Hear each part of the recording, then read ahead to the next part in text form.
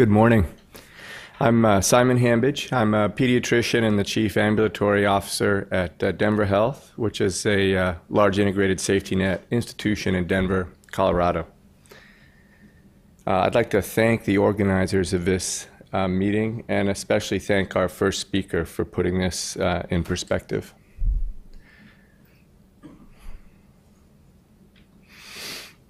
I do have to make a couple of disclaimers here. First of all, I have no conflicts of interest.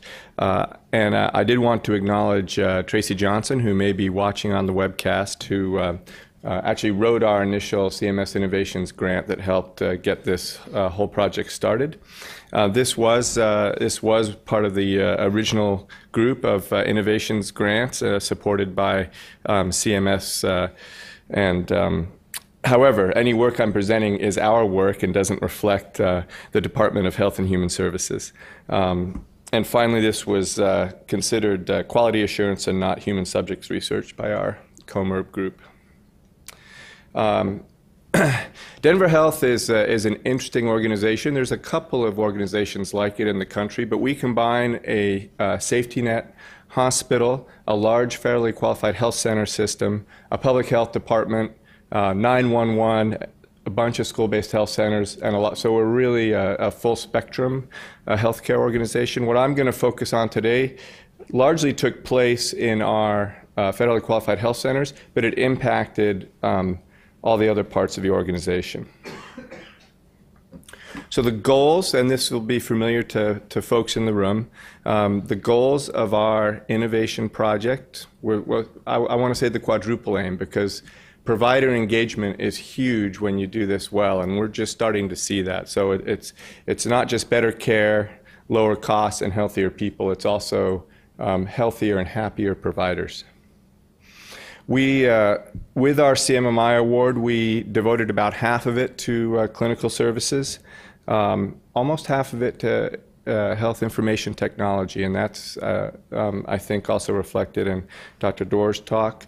And then importantly, and this is also important for ongoing sustenance of these, sustainability of these programs, significant support for ongoing evaluation and iteration. This is an iterative process. There's no magic bullet.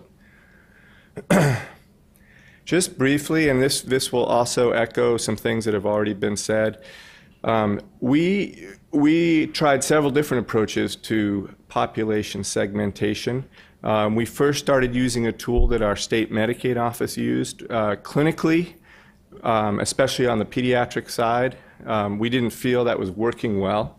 And we actually settled on clinical risk groups originally developed by 3M based on some prior research experience. And we felt that these were important because, and I haven't heard a lot said about kids except for in the first talk, we felt that the CRGs did a good job of segmenting both pediatric and adult populations. And then importantly, and this has also been mentioned, you can't just plug a bunch of numbers into an algorithm and expect you're going to get an answer. You have to have clinical and ideally family buy-in, and that is an iterative process. And so our clinical teams that were involved with this basically overrode the CRGs in a number of settings. If you were on our Children with Special Health Needs registry, if you had certain mental health diagnoses, we were going to kick you up in terms of care coordination no matter what your CRG said about you. If you had a history of premature birth, then the mother was going to be targeted for more intensive interventions, no matter where she fell on the CRG stratification. And finally, if you're a high utilizer, you're going to get increased attention. This is basically what we came up with. And I want to emphasize, because I think, despite the first talk, I think many people's focus in here is on adults, and especially adults with chronic conditions. How many of you actively risk stratify your pediatric populations? So I saw maybe one hand. And I think this is key because there's so much focus on adult populations. We developed two pyramids. You can't do pediatric risk stratification with one pyramid. The algorithms are different, the needs are different, the care coordination is different. And so if you're a healthcare system that takes care of the full spectrum of age, you really need to focus on kids and adults. A lot of the cost savings is in the adults, but I'm going to show you a little bit of data to suggest that there's some on the pediatric side as well. And there's certainly a moral imperative there. So essentially, we developed two pyramids. They're lumped together here. Healthy patients on the bottom, the most complex patients on the top. And with the system that we developed, and this will look familiar to those at the table too, you can see the cost per patient goes up, and it goes up for both kids and for adults, not just for the adults. And then you assign your care coordination in reverse intensity to where you fall on the segmentation pyramid, and I'll go into that in more detail on the next slide. So essentially, as you move up in tiers, you start your healthy population panel management. A lot of this can be done with HIT, so a lot of texting. We text a lot of patients.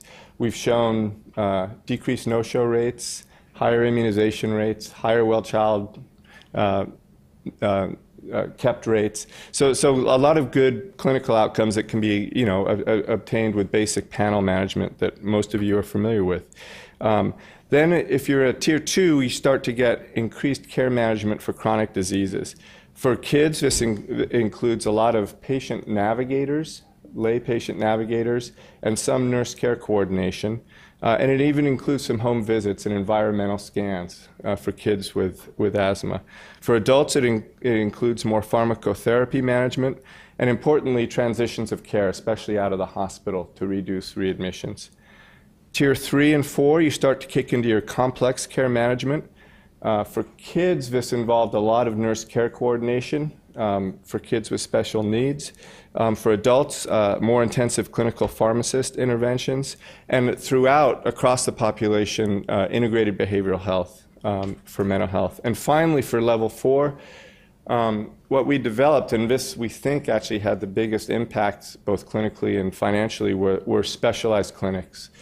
So for kids, it's a multidisciplinary special needs clinic, not dissimilar to what can be found in many children's hospitals. For the adults, it's our intensive outpatient clinic, and this clinic interfaces a lot with the hospital. You have adults with congestive heart failure, diabetes, substance abuse, and mental health issues, and that sums up a very high-risk adult population. So the IOC is targeted to these adults with potentially avoidable inpatient admissions within a year. It serves as the medical home and has a much smaller panel size per provider than your standard. Our panel size for a general population is around 1,500 patients. This has a much lower panel size. There's a very robust staffing model, so social workers, navigators. Many of these navigators come from the community and are bilingual. Nurses, medical assistants, we call those healthcare partners, and clerks who are all part of the care team. And then there's a range of care coordination and care transition services. We also interface very closely, in addition to our own integrated behavioral health specialists, with our Mental Health Center of Denver, which is our behavioral health organization in the city and county of Denver. I just wanted to make a couple of points here in this work, which I think, it took us a little while to understand. And this is adult data. If you look at high-risk superutilizers, the population's incredibly dynamic. So Tracy Johnson published this data this fall in Health Affairs. But if you look at those adults who stay in the cohort and meet the definition of high risk, it's that pink bar at the very bottom of this graph. If you look at the dark purple bar, those are the adults who come into the population over a 2-year period. The orange bar are those who died. The blue bar are those who were initially termed high risk and then became non-high risk. And the yellow bar are those who bounce in and out. So you can't, this is why it's population health. You can't focus on individuals, although the individuals are getting the care.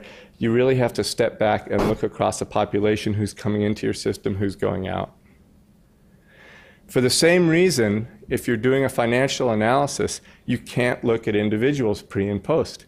You'll get regression to the mean. So before we started this project, we looked at individuals who were classified as high risk. And before we did anything, we looked at them again, and we could have claimed up to a 50% reduction in cost and hospitalizations. What you need to do is a more actuarial analysis where you establish your trends of cost before and after and look to see how your intervention impacted the trend. You can't just look at individuals. So this graph sums that up. If you look at total cost of care across a system, primary care, specialty care, hospitalizations, that total cost of care, you can start to get a handle on what your savings are. And even though programs like this have significant clinical impact, significant family and provider satisfaction, the way they're going to be sustainable is from a financial perspective. So this savings is key. And this is my last slide because I know we're running behind. So I'm not going to go into the clinical data or the family satisfaction data, even though to me, that's in many ways more important, but this is how you make these programs sustainable. So when we just looked at the first 14 months, we shipped all of our data out to an actuary. We didn't do our own analysis. And they came back and told us we had saved almost $7 million in that first year from this program at one institution. And this is, again, speaking as a pediatrician, most of these cost savings were in adults, but between 15 and 20% were actually in the Tier 4 special needs kids. So don't forget your kids when you're doing this work. Not only is it the right thing to do, it will also potentially save you a little bit of money. Thank you.